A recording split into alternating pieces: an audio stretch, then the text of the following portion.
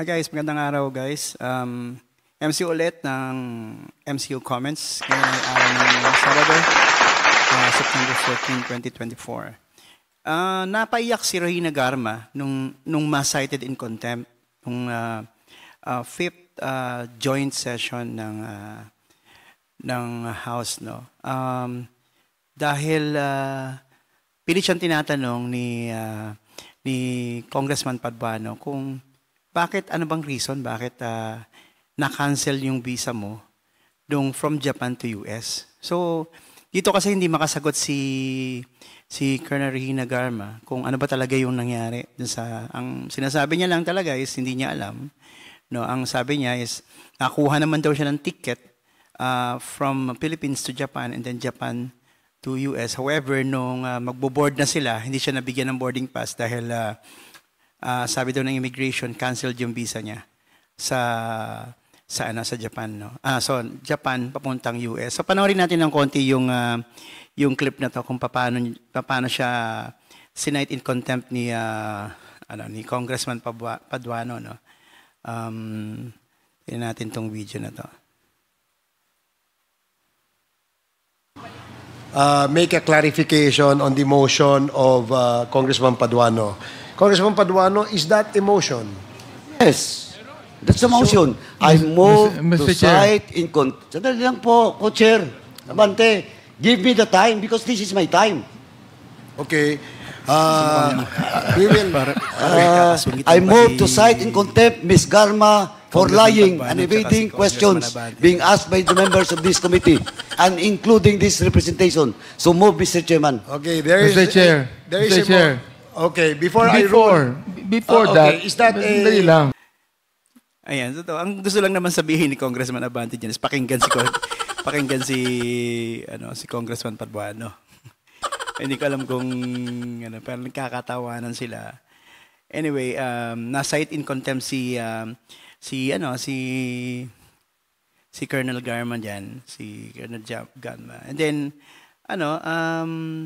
tawag dito, napaiyak siya dito. In my mother's grave. So, yeah. Yung travel ko sa States, sinabi ko na po ang totoo.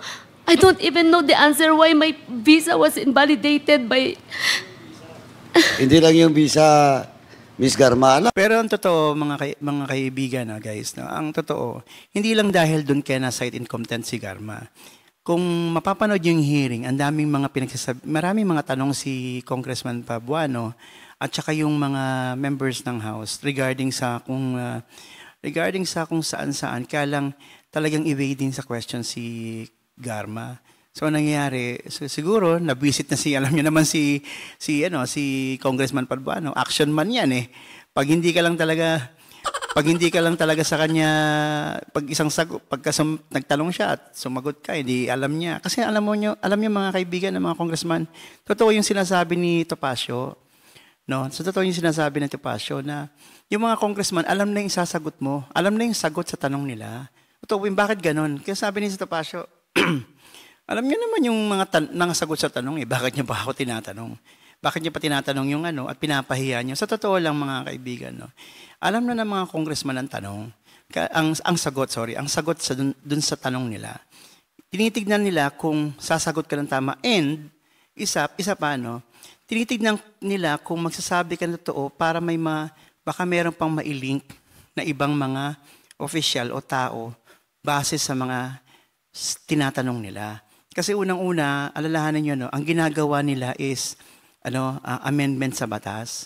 So kung halimbawa merong government official na nalink pa dyan, tinitignan nila kung paano pa nila i-amend yung batas para maprotektahan yung taong bayan regarding sa mga ginagawang katiwilaan ng mga government officials. Yun ang reason doon. Kaya pag nagtatanong yung mga congressman, no, hindi ibig sabihin parang linoko-loko ka na lang nila. Alam naman nila yung sagot sa tanong mo, tinatanong ka pa, parang nagsasayang lang tayo ng oras. Hindi ganun yun. Kaya yung sinasabi ni Topacio, mga kaibigan, okay na daw sa kanila makulong si Cassandra kasi nakakulong na naman. Pero ang totoo, no, kung nakikipagtulungan lang talaga si Cassandra baka may malaman pa tayong mga big fish dito sa mga kasabwat dito sa kaso na yan. So ganun yung reason doon. Ganun yung reason behind bakit yung mga congressman, kasi nagre-research na yung mga yan eh. Meron din mga re-research din yung mga yan kung ano yung mga itatanong nila. And then, alam din nila, sa mga tanong, alam din nila kung anong sagot doon. Hinitignan ka lang nila. Ito sa case ni Garma, hindi masagot ni Garma, pero totoo, mukhang alam ni Garma kung bakit, kaya lang hindi niya sinasabi. Which is the reason why si Paduano na inis na, bakit hindi mo alam. So totoo no, mga kaibigan, no, naalala nyo, lahat ng mga nasa kasama sa EJK na yan, mga inaakusahan na yan sila Ronald Bato. Merong tinatawag kasi mga kaibigan na yung, yung Manggitsi Law Act. No? Yung Manggitsi Law Act na yan. So tingnan natin yan sa isang, tawag dito. Kung ano ba yung Manggitsi Law Act na yan.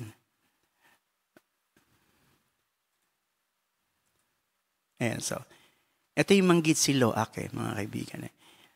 Refers to laws providing for government sanctions against foreign individuals who have committed human rights abuses or been involved in significant corruption. So, ibig sabihin, mga kaibigan, yung law na to is pinoprotektahan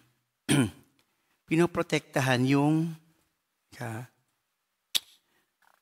yan.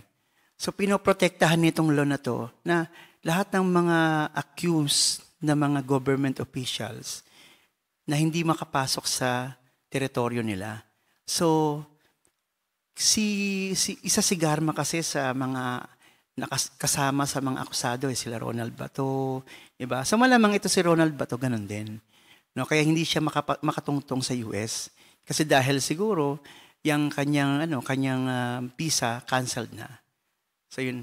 So meron pa ako napansin dito no sa sinasabi ni Garma no. So dapat hindi niya na binanggit to eh.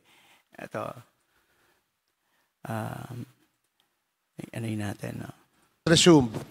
I wanted to answer the questions, Mr. Chair. I have a daughter waiting for me who attempted to kill herself 3 times. Yan, dapat kasi hindi niya sinabi yan. Kasi ito yan eh. So, yan ang medyo, kasi kung yung anak niya totoong ganyan, nag-a-attempt ng suicide, dapat hindi niya sinasabi yan publicly. Bakit? Kasi, baka yung anak niya kasi nanonood, o kaya yung mga kaibigan ng anak niya nanonood, nakakahiya yan. Baka dahil dyan, baka lalong magpakamatay yung anak niya.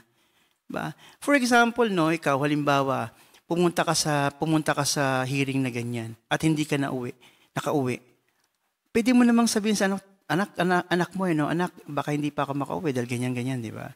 So, hindi yung kung ano pa yung mga sasabihin mo. Unang-una sa lahat, no, dapat kasi ini-expect mo na kung hindi ka naman magsasalita ng totoo, kung sakasakali, no, so, sabihin natin na talagang, siguro ako, pupunta ako sa hearing, hindi naman talaga ako magsasalita, expect mo na baka makontempt ka. Di ba? So, dapat ini-expect mo na yun. Ngayon, kung magsasalita ka ng tama at magsasalita ka at pag tinanong ka ng mga congressman at sasabihin mo yung totoo, hindi ka masasite in contempt. Pero kung before pa lang umalis at ng bahay at pupunta ka dyan sa hearing na yan at sinasabi mo na, baka hindi ako magsasalita, ililimit ko lang yung sasabihin ko sa mga and then siguro yung iba, hindi ko sasagutin ng maayos ganyan at hindi ko sasagutin ng tama, expect mo na maaring makontempt ka. Diba? Hindi naman natin sinasabi na hindi talaga alam talaga ni Garma kung ano nangyari sa ano niya. So hindi natin malaman kung totoo man o hindi 'yon, no. Pero hindi lang naman doon ang basihan bakit kinontempt ni Congressman Paduano si Regina Garma. So, yun lang mga kaibigan sa ating konting komento sa sa araw na to. At sana magkita-kita ulit tayo sa mga susunod pa na video na i-upload natin. Maraming salamat mga kaibigan at see you again.